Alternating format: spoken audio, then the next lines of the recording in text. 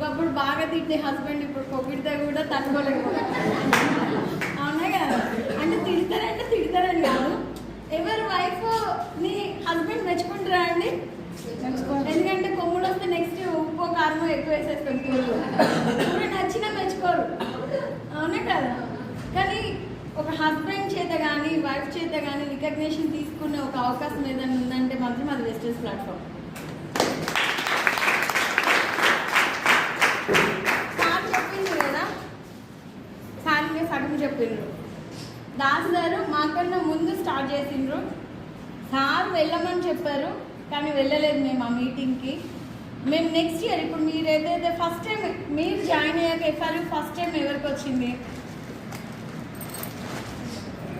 First time ఎఫ్ఆర్యూ అనే word మీరు first time వింటున్నారు. ఇట్లాంటి మీటింగ్ జరుగుతుంది అని ఫస్ట్ టైం ఇట్లాంటి మీటింగ్ జరుగుతుందని మీకు తెలిసింది. మీ అప్లైన్ మీకన్నా విన్నారు కదా, ఇంతకుముందు విన్నారు కదా. మా అప్లైన్ మాకన్నా ఒక 1 year ముందు ఎఫ్ఆర్యూ విన్నారు. విన్నాక ఆయన ఇప్పుడు ఎంత ఇన్కంలో ఉన్నాడంటే 20 లక్షల ఇన్కంలో ఉన్నాడు. ఒక 1 year లేట్ చేసినందుకు మా ఇన్కమ్ ఎంత అంటే 2 లక్షల ఇన్కమ్. ఇది చెప్పాలన్న విషయం నేను మిస్టేక్ వైఫ్ అండ్ హస్బెండ్ వస్తే ఒక అడ్వాంటేజ్ మిస్టేక్.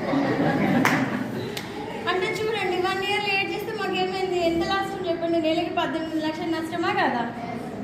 సార్ ఒక కారు కొన్నాం, మేము ఒక కారు కొన్నాం, సార్ 2 కార్లు కొన్నాడు. మేము ఇంకా ఇల్లు ప్లానింగ్లో ఉన్నాం, సార్ ఆల్రెడీ 2.5 కోట్లు పెట్టి ఇల్లు కొనేసారు. అంటే నష్టమైంది ఎవరు? మీటింగ్ పోకపోని మేమే కదా. మీటింగ్ పిలిచిన అతను పోయిన అతను ఓకే సెటిల్, అవునా కదా. మరి మీరు కూడా నష్టపోతారా లాభపడతారా? మీ అప్లైన్ మీకన్నా ముందు ఉన్నారు ఆల్రెడీ, ఒకసారి వెళ్ళొసి వచ్చారు, వాళ్ళు చూసారు. ఈ ఇయర్ కాదు నెక్స్ట్ ఇయర్ వాళ్ళకి ఖచ్చితంగా సక్సెస్ వస్తుంది. కానీ సక్సెస్ కావాలంటే చూడాల్సింది ఎవరు ఇప్పుడు ప్రజెంట్? అవునా కదా. మరి నష్టపోదామా? అక్కడికి వచ్చి మనం కూడా ఒక 2-3 సంవత్సరాల తర్వాత మీ డ్రీమ్స్ అన్ని ఫుల్ఫిల్ చేసుకుందామా? చేసుకుందాం కదా. ఒక 5,000 అయితే ఎక్కువ కాదు కదా దాని గురించి, అవునా కదా. ఇందాక సార్ చెప్పింది కదా, అప్పు ఇంకొంచెం 5,000 అప్పు చేయండి, ఏం కాదు. మాకు దాస్ స్టార్ట్ అవ్వకముందు బిజినెస్లో సక్సెస్ అనేది లేదు.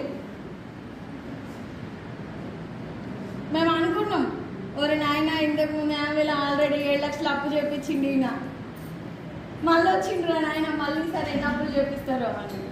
ఆ అప్పులని